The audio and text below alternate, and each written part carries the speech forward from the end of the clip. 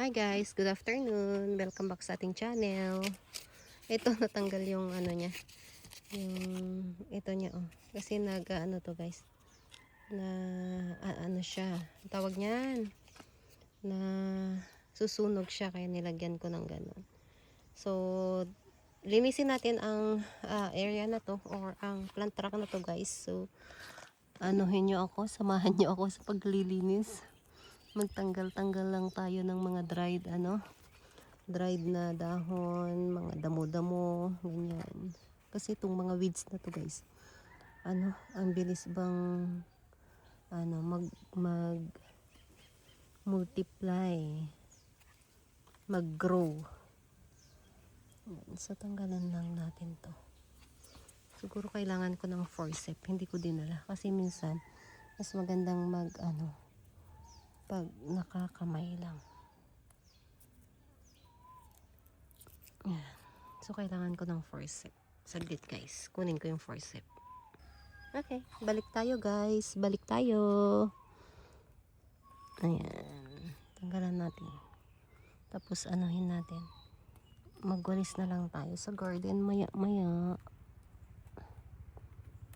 Kasi kinakailangan ng walisan ulit ang garden. Yan, makikita nyo siya guys. Ito.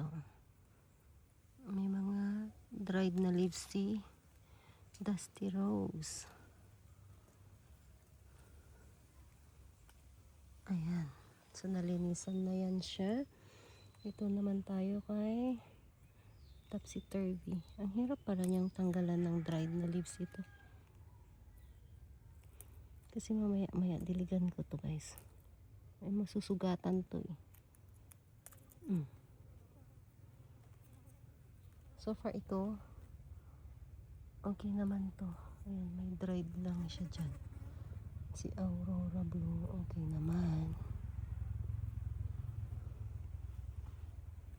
Ito, okay naman.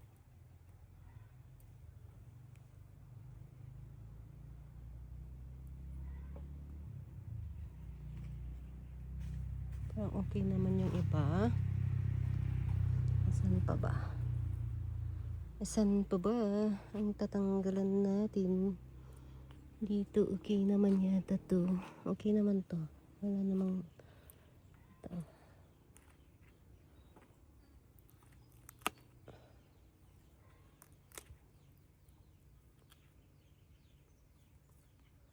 Hindi na siya nag-block.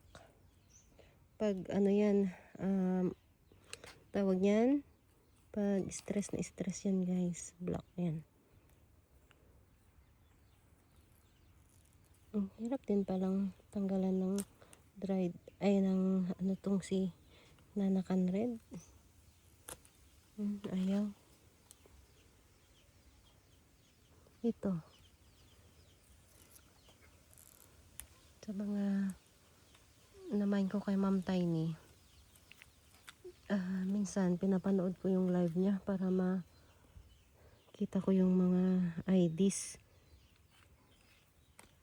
Kasi nga, di ako matandaan sa IDs ng succulents. Hindi naman to guys. Dito tayo kay Blue Galaxy.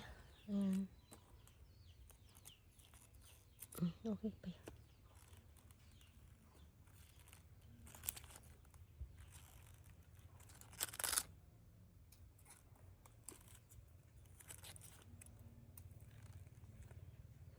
Dami niyang na-dried na dahon. Bakit kaya hindi pa siya ugat?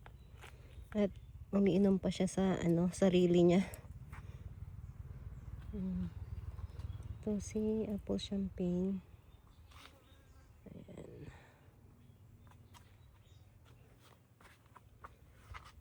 Ito tayo. So medyo konti lang. Hindi pa sila masyadong madry ngayon kasi nga hindi pa masyadong magsa-summer na, as in summer na summer.